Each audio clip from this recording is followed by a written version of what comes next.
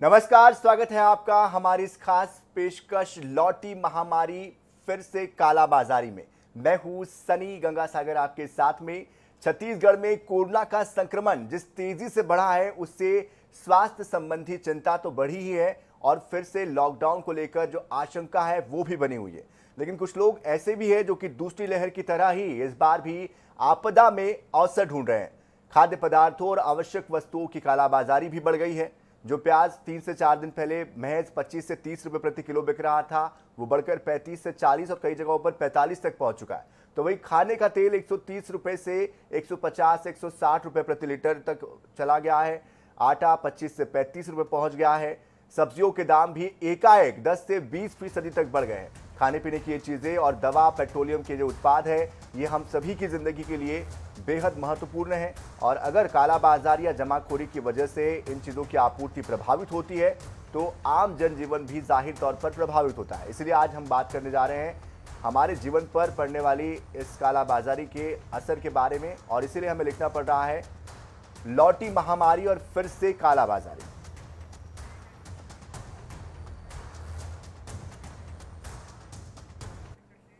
तो महामारी पर और कालाबाजारी पर बात करें उसके पहले बता दें दर्शकों को कि पिछले एक सप्ताह से हमारे प्रदेश में जो कोविड की स्थिति है उसके बारे में आपको जानकारी दे दें कि रायपुर में सबसे ज़्यादा कोविड के मरीज निकल रहे हैं। उसके बाद बिलासपुर में सबसे ज़्यादा मरीज संक्रमित मिल रहे थे और उसके बाद रायगढ़ और दुर्ग, कोरबा का नंबर आ रहा था। लेकिन अब एकाएक फिर से आंकड़े बदल रहे हैं। रायगढ़ और दुर्ग ने अब बिलासपुर को पीछे कर दिया है। प्रदेश में 3000 से भी ज़्यादा एक्टिव मरीजों की संख्या हो चुकी है। इसका सीधा फायदा मुनाफाखोर उठा रहे हैं, कालाबाजारी करने वाले लोग उठा रहे हैं। चलिए आपका परिचय करवा देते हैं आज के हमारे खास मेहमानों से। हमारे साथ जुड़ रहे हैं कुणाल शुक्ला जी, सामाजिक कार्यकर्ता है। हमारे साथ जुड़ रहे हैं KS चौहान जी, थोड़ी देर के बाद वो हमारे साथ जुड़ जाएंगे। व्यापारी संघ के सदस्य हैं वो छत्तीसगढ़ के। वही बाबूलाल शर्मा जी भी हमारे साथ जुड़ रहे हैं, वरिष्ठ पत्रकार है। आप दोनों का ही बहुत बहुत स्वागत है।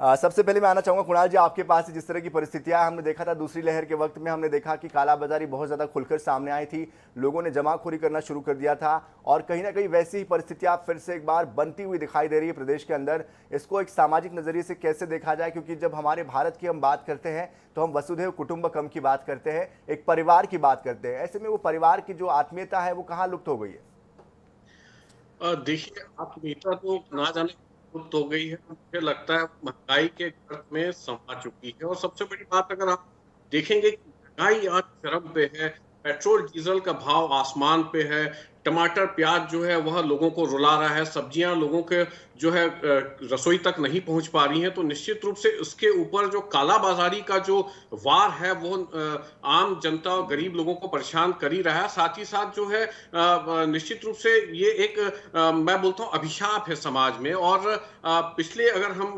लॉकडाउन की बात करें, जो सेकेंड वेव हम लोगों ने देखा था छत्तीसगढ़ में और पूरे देश में, तो एम्बुलेंस है वो उसका रेट आधा किलोमीटर चलने तक का लोगों ने 10 से 15 हजार तक दिल्ली में वसूल किया था। इसके लिए जो है दिल्ली सरकार ने काफी सख्त एक्शन लिया। अगर हम छत्तीसगढ़ की बात करें तो छत्तीसगढ़ सरकार ने एम्बुलेंस से लेके अन्य चीजों का रेट तक फिक्स किया था, फिर भी कालाबाजारी देखने में आ रही थी। तो निश्चित रूप से इसके लिए वह जमाखोर जिम्मेदार है जो ऐसे मौके का फायदा उठाकर आलू प्याज की जमाखोरी करते हैं, राशन की जमाखोरी कर लेते हैं। आप देखेंगे कि रेमडेसिविर इंजेक्शन तक कालाबाजारी में पूरे देश में बिका। तो देखिए ये एक जो है कोड की तरह कालाबाजारी हो गई है और ये गरीब ही नहीं हर भारतीय को प्रभावित कर रहा है। और इसके लिए शासन ही नहीं प्रशासन को सख्त से सख्त कदम उठाए जाने की आवश्यकता है। जाहिर तौर पर ये एक चिंता का विषय है। लेकिन KS चौहान जी भी हमारे साथ जुड़ चुके हैं, व्यापारी संघ के सदस्य हैं। सर स्वागत है आपका। KS चौहान जी, आपसे शुरुआत हमने ये इस बात से की थी कि हम जब भारत की बात करते हैं, दूसरी लहर की बात जब हम करते हैं तो कहीं ना कहीं लोगों ने एक दूसरे की मदद भी की थी और भारत का जो कॉन्सेप्ट है वसुधैव कुटुंबकम का कॉन्सेप्ट है। लेकिन फिर ये कालाबाजारी क्यों हावी हो जाती है? व्यापारी लोग क्यों नहीं इसके बारे में सोचते हैं, क्यों नहीं इसकी तरफ ध्यान दे रहे? क्योंकि लगातार हम देख रहे हैं इन दिनों, पिछले 3-4 दिनों में जो दाम बढ़े हैं वो मैं आपको बताना चाहूँगा। जो दाम 3-4 दिन पहले के थे, अरहर दाल के प्रति किलो 80 से 90 थे जो कि 110 रुपये हो गए। आटा 25 से 35 पहुँच चुका है। खाने का तेल 135 से 160 चला गया है। आलू प्याज जो कि बेसिक चीज़ें हैं 15-20 रुपये किलो जो मिल रहा था वो 25 से 28 चला गया। प्याज 22-25 से सीधे 38-40 तक चला गया है। ऐसे ही तमाम जो चीज़ें खाने पीने की और रोज़मर्रा की ज़रूरत की, उनके दाम बढ़ गए हैं। सर, इसमें सिर्फ व्यापारियों का ही दोष नहीं है, क्योंकि ये जो कंडीशन हो जाती है वो पैनिक हो जाती है, और जनता भी इस चीज को ये समझती है, या मतलब भ्रम में आ जाती है कि कल को वो ये व्यवस्था, ये दुकानें खुलेंगी या नहीं खुलेंगी, इस वजह से वो आके लाके अपने घर में स्टॉक कर लेती है। और कई फैक्ट्रियां बंद हो जाती हैं क्योंकि मजदूरों का पलायन हो जाता है। ऐसी डर की स्थिति आ जाती है कि मजदूरों का पलायन हो जाता है, फैक्ट्रीज बंद आने लग जाती है, फैक्ट्रीज में स्टॉक कम हो जाता है, वहां से जो माल आना है वो नहीं आता है। इस वजह से रोलिंग कहीं ना कहीं अटक जाती है, और स्टॉक अगर व्यापारी के पास नहीं रहेगा तो वो सामने भी नहीं दे पाएगा। मैं मानता हूं, मैं ये नहीं बोलता हूं कि सभी व्यापारी एक जैसे रहते हैं, लेकिन हो सकता है कि इसमें कहीं 99% तो मैं आपकी बात, अधिकतर लोगों की बात कर रहा हूं, हो सकता है कि कुछ लोग ऐसे कालाबाजारी करते हों, लेकिन ये शासन और प्रशासन को बहुत अच्छे से देखना चाहिए। शासन और प्रशासन को इसमें प्रोएक्टिव होना चाहिए, रिएक्टिव नहीं होना चाहिए। इसमें शासन और प्रशासन ने व्यवस्था करवानी चाहिए ताकि ऐसी स्थिति उत्पन्न ना हो और ऐसी स्थिति से बचा जा सके, क्योंकि व्यापारी वैसे ही मारा हुआ रहता है, और आज भी व्यापारी बहुत ज्यादा दुविधा में है, क्योंकि उसका जो सर्कुलेशन होता है, रोलिंग होती है, वो बंद हो जाती है। व्यापारी, फर्क उनको नहीं पड़ता जिनको लॉकडाउन करना है, जिनके हाथ में लॉकडाउन लगाना होता है। उनको उनके घर में जो सामान चाहिए वो पहुंच जाता है, उनकी सैलरी चालू है, वो जहां जाना चाहे वहां जा सकते हैं। लेकिन फर्क उनको पड़ता है जिनकी दुकानें बंद हो जाती है, जिनको रेंट देना पड़ता है, जिनको अपने मजदूरों को पालना पड़ता है, जिनको लोन, अधिकतर लोग जो धंधा कर रहे हैं हमारे हिंदुस्तान में, वो अधिकतर लोग लोन लेके धंधा करते हैं। लेकिन फर्क के उनको एस पड़ता चौहान है जी, जो आपकी लोन इस लेके बात से धंधा मैं कर पूरी रहे तरीके हैं। से सहमत नहीं हूं। फर्क तो सभी को पड़ता है, लॉकडाउन में सभी की जिंदगियां रुकती है और शायद आपकी जानकारी में ना हो, लेकिन जो सैलरीड क्लास होते हैं उनको भी फर्क पड़ता है, जो अन्य लोग होते हैं, आम लोग होते हैं, उनको भी फर्क पड़ता है। और इसका बिल्कुल भी ये मतलब नहीं है कि आप फर्क नहीं पड़ता है इसलिए उनसे दुगनी रकम वसूल करें या ज्यादा पैसे उनसे आप वसूल करें। आपकी तरफ से क्या इनिशिएटिव इस पर लिया जा रहा है, आपके पास मैं लौटूंगा। लेकिन बाबूलाल जी बहुत देर से हमारे साथ बने हुए इंतजार कर रहे हैं। बाबूलाल जी, मैं आपके पास आना चाहूंगा। ये जिस तरह की परिस्थितियां बन रही है, राज्य सरकार ने हालांकि लॉकडाउन को लेकर कोई घोषणा नहीं की है, कोई बात नहीं की है, लेकिन लोग जो पैनिक हो रहे हैं, ये एक तरीके से मनोवृत्ति में जो बदलाव हुआ है, इसको लेकर आप क्या कहेंगे? सरकार की क्या इसमें भूमिका अब होनी चाहिए? आगे सरकार को क्या महत्वपूर्ण कदम उठाने की जरूरत है ताकि इस तरह की परिस्थितियों से बचा जा सके? सनी जी, व्यापारियों में सबको मैं नहीं कहता, लेकिन एक बड़ा वर्ग है जो कमाने का हर अवसर तलाशता है, और ये कोई गलत भी नहीं है। लेकिन ऐसी परिस्थितियों में जब विषम परिस्थितियां लोगों के सामने आ रही है, उस समय में अगर ऐसा लाभ कमाने का प्रयास किया जाता है तो मैं व्यक्तिगत रूप से उसको पाप समझता हूँ कि आप मजबूरी का एक ऐसा फायदा उठा रहे हैं जो कभी भी प्रशंसनीय नहीं कहा जा सकता, उसकी आलोचना ही होनी चाहिए। तो अभी मैं सुन रहा था अपने चौहान साहब की बातों को, तर्क बहुत ही गलत तरीके से आपने बात को रखा। आपने रखा कि भाई व्यापारी मजबूर हो जाता है। क्यों मजबूर हो जाता है? अभी तो वैसी स्थिति भी नहीं है जैसी आप स्थिति बता रहे हैं कि फैक्ट्रियां बंद हो रही है या फैक्ट्री में उत्पादन खत्म हो गया या फैक्ट्रियों से माल नहीं आ रहा है। ऐसी तो स्थिति उत्पन्न ही नहीं हुई है, अभी शुरू हो गया ये पैसे बढ़ाने का खेल। क्यों हो रहा है? आप व्यापारी संघ हैं, अगर किसी एक को भी सरकार ने जेल में डाल दिया ना, तो आप सारे के सारे लोग खड़े हो जाएंगे और बाजार बंद करने के लिए आह्वान कर देंगे। लेकिन आप इसमें काम क्यों नहीं करते कि कौन हमारे व्यापारी वर्ग का व्यक्ति जो है इस तरह का काम कर रहा है, हम एक टीम बनाकर उसको रोकें, हम खुद उस पर नियंत्रण करें। हमारा संगठन है, हमारा संगठन बदनाम हो रहा है, ऐसी भावना आपके अंदर आनी चाहिए। और देखिए, ऐसे ही देश की महंगाई की चरम सीमा है आज के दिन। लोग मारे जा रहे हैं, बुरे हाल हो रहे हैं, लोगों के तंग है लोग, सामान्य वर्ग भी परेशान हो गया है।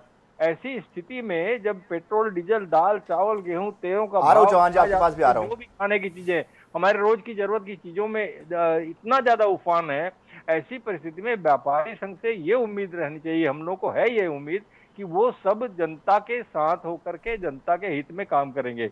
आप जो भी रेट बना हुआ है उस रेट को बनाए रखने के लिए क्या कर सकते हैं, उसमें संगठन का जोर लगाइए कि कैसे कहाँ पे क्या किया जा सकता है, कहाँ कोशिश की जा सकती है अभी कौन सी मिलें बंद हुई, मुझे बताइए जरा, एक आध मिल बता दीजिए कि अभी ऐसी स्थिति परिस्थिति आ गई है कि मिलें बंद हो गई है। आप पुरानी बातें बता रहे हैं, तब की बातें, तब ये बातें उठी भी नहीं थी।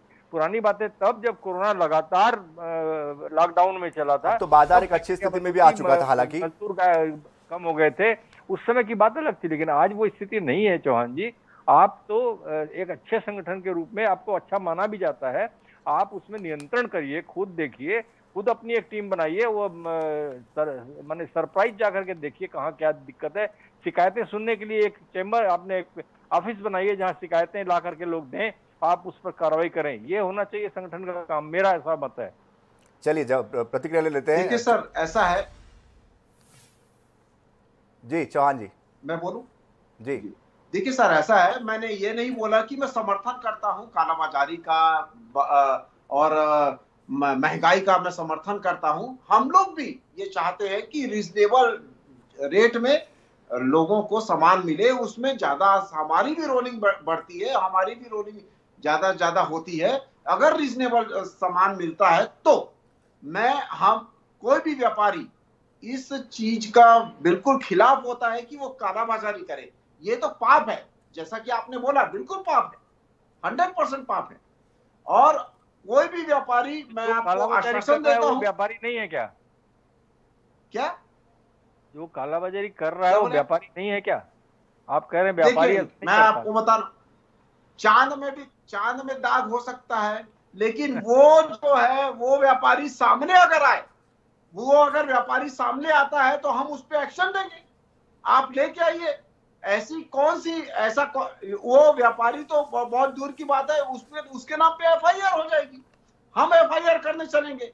आप बताइए किसके ऊपर एफआईआर करनी है? अगर चौहान जी देखिए, पता तो आपको भी किस तरह के व्यापारी किस तरह का काम कर रहे हैं, ऐसा नहीं कि आप सदस्य हैं तो आपको जानकारी नहीं है इस बारे में, लेकिन सवाल यही था बाबूलाल जी का भी और हम सब का भी कि क्यों नहीं आप लोग व्यापारी संघ की तरफ से कुछ ऐसी व्यवस्था करते हैं, कुछ ऐसा सिस्टम बनाते हैं जिससे कि लोग आपसे जुड़ सके, क्योंकि जाहिर तौर पर अंत में एक क्रेता और एक विक्रेता के बीच जो संबंध होता है वो हमेशा चलने वाला संबंध होता है और इस पर ही भविष्य का व्यापार भी टिका है।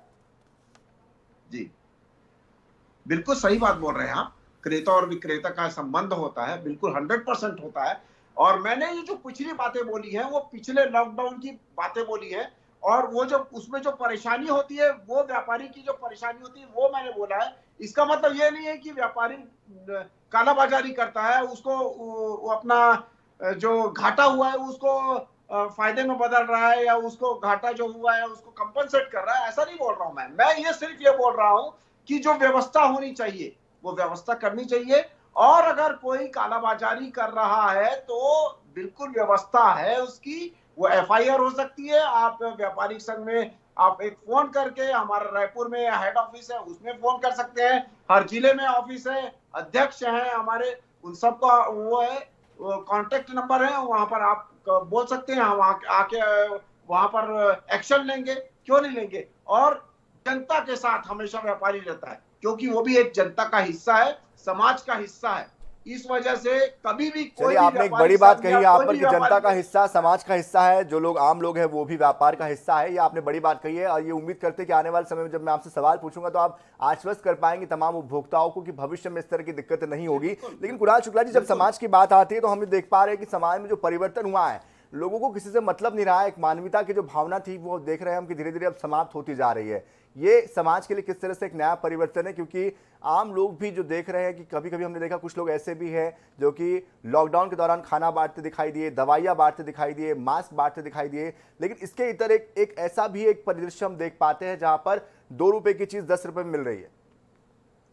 देखिए, निश्चित रूप से यह ऐसा काल है जिसने अपनों से अपनों को अलग कर लिया। हम लोगों ने देखा है कि भाई जो है एडमिट होता है अस्पताल में तो उसका सगा भाई उसको देखने नहीं जा पा रहा है, लोगों ने अपनों का अंतिम संस्कार तक नहीं किया।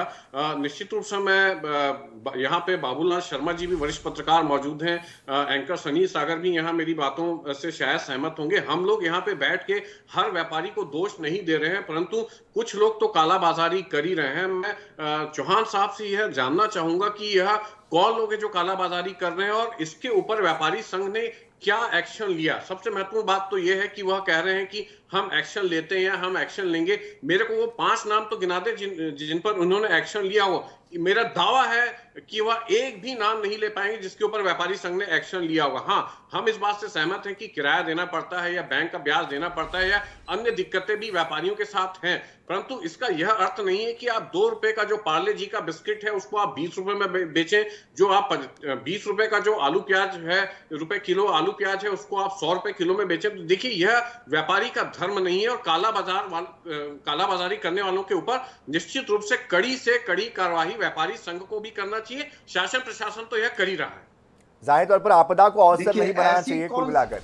जी ऐसी कौन सी चीज है जो एमआरपी पे आपको मिल रही है और उससे उससे ज्यादा आपसे रेट लिया गया है? ऐसा आप मेरे को बता दीजिए कौन सी मैं आपको दुकान लिस्ट है? बता देता हूँ और अगर चौहान जी। ऐसी कोई दुकान है, चौहान जी, मैं आपको अरे लिस्ट सवाल बता देता हूँ कहाँ पूरी। है? लिस्ट है, मैं तो बता रहा हूँ। मैं लिस्ट 2 बता रहा हूँ आपको रुपए का चौहान जी। पार्ले 20 रुपए तक में बिका है जी। देखिए चौहान साहब, व्यापारी जो है संघ ने कितने के ऊपर कार्रवाई करी? मेरे को आप 5 नाम गिना व्यापारी दीजिए। सब खुद नहीं जाएगा, व्यापारी खुद नहीं जाएगा। वो अगर अरे उसके तो पास व्यापारी कोई तो शिकायत समाज का आती अंग है है, आप बोल रहे हैं। तब जाके होता है। चौहान जी, तब आप लिस्ट की जाके- बात कर रहे थे। और कुणाल जी, ये मैं आपको तो बीच में एक- रोकना चाहूंगा एक- थोड़े समय के लिए, लेकिन मैं चौहान जी को बताना चाहूंगा दरअसल कि जो कालाबाजारी हो रही है, जिनके दाम हमारे सामने आए हैं, अरहर की दाल 3 से 4 दिन पहले 80 से 90 रुपए प्रति किलो बिक रही थी, वो 110 से 120 रुपए किलो हो चुकी है। आटा 25 से 35 तक चला गया है। खाने का तेल 130 135 से सीधा 150 160 चला गया है। आलू के दाम 15 से 18 रुपए बिक रहे थे जो आलू, वो अब 25 से 28 30 35 आगे तक चले गए हैं। प्याज 20-22 रुपए का प्याज 40 रुपए तक पहुंच गया है। तो ये काला बाजारी नहीं है तो और क्या है सर? एक तो मैं बता रहा हूँ जो कच्ची चीजें होती हैं ये मौसम की वजह से थोड़ी वैसे ही बढ़ जाती है, क्योंकि वहां पर से ट्रांसपोर्टिंग जो होती है वो सुलभ नहीं होती। मेन बात ये है, जो थोड़ा बहुत परसेंटेज बढ़ा है कच्ची चीजों में बोल रहा हूँ, और जो पक्की चीजें हैं उसकी भी ट्रांसपोर्टिंग जो होती है वो बाहर से थोड़ा अवरुद्ध होती है, उसके कारण थोड़ी पैनिक की स्थिति होती है।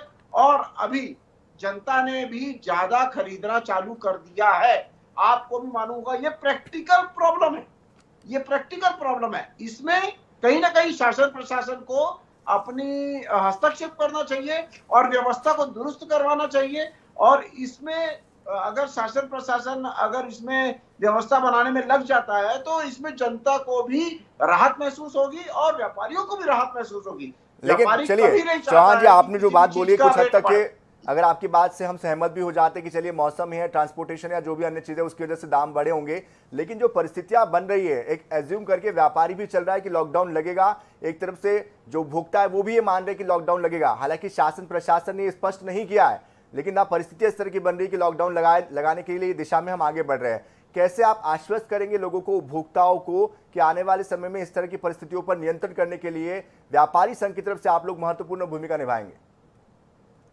व्यापारी हमेशा जनता के साथ है, क्योंकि मैंने पहले भी बोला है कि वो जनता का ही हिस्सा है, समाज का ही हिस्सा है। समाज है तो व्यापारी है। कोई सर्कुलर जारी करेंगे क्या सर? तो कोई सर्कुलर जारी करेंगे, किस तरह की कोई कार्रवाई करेंगे आपके जो व्यापारी संघ? बिल्कुल, सर्कुलर हमारे रोजाना सर्कुलर जारी होते हैं, कुछ ना कुछ मुद्दे पे रोज सर्कुलर जारी होते हैं कि हमारे को ऐसी परिस्थितियों में कैसे निपटना चाहिए, कैसे नहीं निपटना चाहिए, कैसे जनता की कैसे उपभोक्ता की मांग को पूरा करना है, डिमांड को पूरा करना है, और कैसे उनको सुलभता पहुंचानी है। ये सब चीजों पे निर्णय होता रहता है। और मैं आपको बता दूं कि कभी भी व्यापारी ये नहीं चाहेगा कि मैं अपना सामान बचा के रखूं, उसका सामान खराब होने का सबसे पहले चांस होता है भाई साहब। ये वो उसको सबसे ज्यादा, अगर माल रुकता है तो सबसे ज्यादा उसको प्रॉब्लम होती है। आप बोल रहे हैं कि हम लोग कालाबाजारी कर रहे हैं।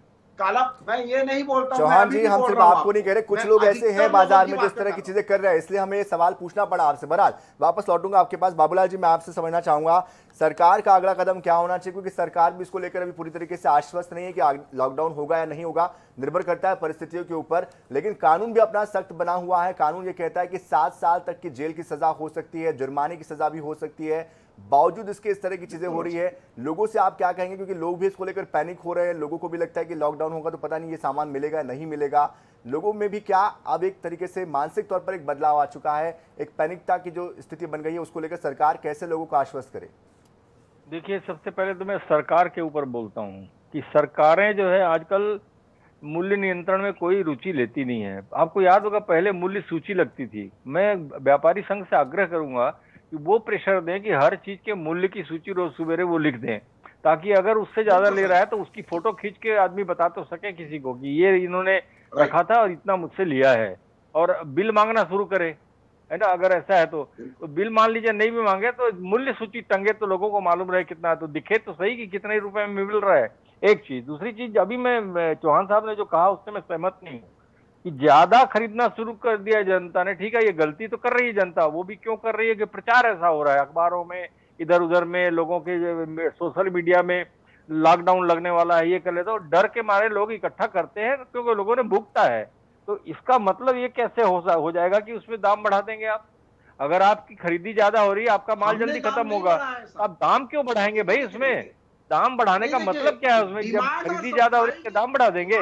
ये गलत प्रैक्टिस की बात उन्होंने स्वयं स्वीकार की है कि चूंकि जनता ज्यादा खरीद रही है इसलिए दाम बढ़ा दिए। क्यों बढ़ा देंगे भाई? क्यों? खरीदने से क्या दाम बढ़ा देंगे? अब आपने कहा कि ज्यादा खरीदी होती है, मतलब वो कारण है एक तो ये कारण तो मुझे समझ में नहीं आया कि ज्यादा खरीदी होगी तो दाम बढ़ा दो। तो ये तो सीधा सीधा आपने स्वीकार किया कि भाई हाँ, हम लाभ कमाने की स्थिति में आ रहे हैं, हम कोशिश कर रहे हैं। सरकारें नियंत्रण करने में कोई रुचि नहीं रखती, ये मैं बड़ा साफ शब्दों में कह रहा हूं। आजकल बाजारों पर कोई नियंत्रण दिखता नहीं है और कोई बाजार पे नियंत्रण है नहीं। न जाने क्या अंदरूनी समझौता है सरकारों का व्यापारियों के साथ में, मैं इसको नहीं समझ पाया आज तक के। लेकिन हाँ, महंगाई बढ़ते जा रही है, वापस नीचे कभी आते हुए मैंने आज तक नहीं देखा। एक आध किसी में अपवाद छोड़ दीजिए, कुणाल भाई भी इसको सहमति देंगे कि आज तक जो रेट बढ़ गए वो कभी वापस आकर के पुराने रेट पर टिके हों, ऐसा मैंने कई उदाहरण नहीं देखा आज तक के। तो ये स्थिति है और लोगों की बिल्डिंगें तन रही है साहब, कोई दिक्कत नहीं है। बिल्कुल। चौहान जी, आपने बोला बिल्डिंगें तन रही है, मैं ये बोलना चाहता हूं कि आज व्यापारी इतना, मेरे को बोलने दीजिए महोदय जी, आज व्यापारी इतना दुखी है, आज वो इतनी रोलिंग उसकी खराब हो चुकी है, मजदूर उसके वापस नहीं आ रहे हैं, उसका धंधा बैठ चुका है, लोन इतना ज्यादा हो चुका है, बहुत ज्यादा प्रॉब्लम जो 2 सालों से व्यापारियों ने झेली है प्रॉब्लम, वो और किसी ने नहीं झेली है। दूसरी बात जो मैं आपने बोल रहे थे कि हम रेट बढ़ा दिए, तो रेट कभी भी व्यापारी नहीं बढ़ाता है। रेट का सीधा सा सीधा असर डिमांड और सप्लाई पे होता है। जैसे ही वहां से पहले आना चालू होगा, जैसे रॉ मटेरियल आना चालू होगा, उसके हिसाब से ही व्यापारी आगे सप्लाई करेगा। चलिए चौहान जी, समय हमारे पास कम है, नहीं होता है, समय हमारे पास कम है। सरकार से क्या अपील करेंगे आप चौहान जी? प्राइस को निर्धारित करती है ये जी, सरकार से क्या अपील करेंगे चौहान जी? सरकार से मैं यही अपील करूंगा सर कि सरकार व्यवस्था पे जोर दे। यहां पर व्यापारी का अगर मान लीजिए कि 10 मिनट में दुकान ज्यादा खाली हो जाती है तो उसमें 2500 रुपए का जुर्माना भर दिया जाता है। सरकार से मैं ये अपील करता हूं कि सरकार जागरूकता फैलाए। आज जो ये पैनिक स्थिति हो रही है कि लॉकडाउन लगेगा नहीं लगेगा, किसी न किसी सरकारी अधिकारी को, प्रशासन के अधिकारी को आके टीवी में, सोशल मीडिया में ये बोलना चाहिए कि यथार्थ स्थिति क्या है। उससे लोगों को कॉन्फिडेंस आएगा। जागरूकता फैलाना बहुत ज्यादा जरूरी है, जिसके कारण ये पैनिक स्थिति कम होती है और उसके कारण जो डिमांड होती है वो एक स्टेबल होती है, और जब स्टेबल होगी डिमांड तब जाके चलिए ये जो प्राइस है वो भी ठीक रहेगा। चलिए, समय हमारे पास इतना ही था, हमें रुकना होगा यहाँ पर। व्यवस्था देना। चौहान जी, हम भी उम्मीद करते हैं कि जो लोग, जो उपभोक्ता हैं, जिस तरह से सामान एकत्रित कर रहे हैं, उनको भी पैनिक होने से बचने की जरूरत है। और चूंकि समाज सबसे मिलकर बनता है, इसलिए सबका जो सहयोग है, सबकी जो भूमिका है, वो बेहद महत्वपूर्ण हो जाती है। और जब हम वसुधैव कुटुंबकम की बात करते हैं तो एक दूसरे के परिवार की बात करते हैं, मुनाफा आप भी कमाएं, लेकिन उतना ही कमाएं जितने की जरूरत है। लोग भी उतना ही सामान एकत्रित करें जिनकी उनको जरूरत है, बाकी लोगों को भी क्योंकि उस सामान की जरूरत है। इस बात को ध्यान में रखने की जरूरत है। समय हमारे पास इतना ही था, इसलिए हमें रुकना होगा। बहुत बहुत शुक्रिया आप तीनों का ही हमारे साथ जुड़ने के लिए। कुणाल शुक्ला जी आपका, KS चौहान जी आपका, बाबूलाल शर्मा जी आपका भी बहुत बहुत शुक्रिया। इंतजार हमारा भी रहेगा कि सरकार इस पर आगे क्या निर्णय लेती है, लेकिन सरकार से हमारी भी यही अपील होगी कि जिस तरह की पैनिक की परिस्थितियां बन रही है उसको लेकर सरकार को अपना स्टैंड क्लियर करने की जरूरत है। इस तस्वीर को साफ करने की जरूरत है कि आगे सरकार क्या सोच रही है। इसको लेकर एक बैठक करते हुए आने वाले समय में व्यापारी और उपभोक्ताओं को आश्वस्त करे कि उनको डरने की या चिंता करने की जरूरत नहीं है। इसी के साथ इस खास पेशकश में इतना ही। ताजा खबरों के लिए, अपडेट्स के लिए आप बने रहिए INS 24/7 के साथ। नमस्कार।